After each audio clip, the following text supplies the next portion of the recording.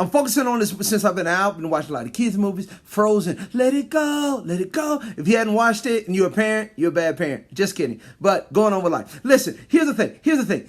In the movie, toward the end, Anna is looking for this true love's kiss. This true love's kiss. And she said it has to be this act of love. And Olaf is waiting with her.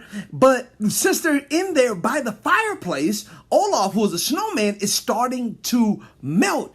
And Anna tells Olaf, "You're melting." And then he says this one line that the whole devotion is based on right now. You know what he said? He says, "Some people are worth melting for."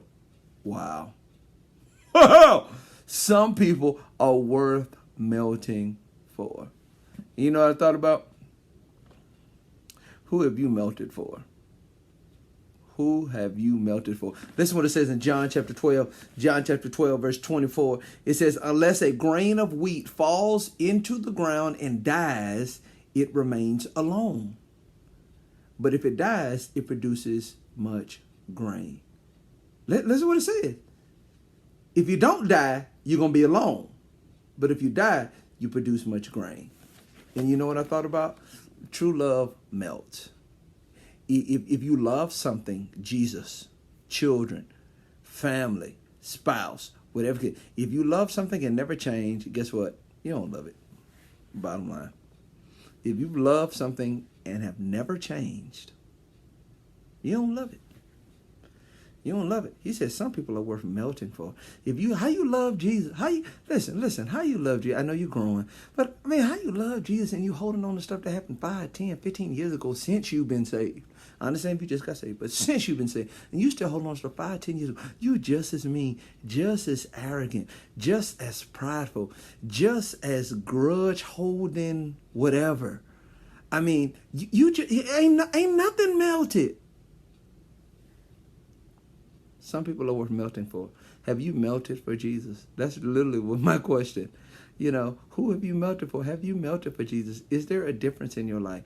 If there's no change in your life, don't tell me how you're growing. Don't tell me how you're elevating. It says right here very clearly, John 12, unless you die to yourself, you cannot produce. And some of your your dreams, your visions, your plans, guess what, are being held hostage by you. Some stuff stop praying about.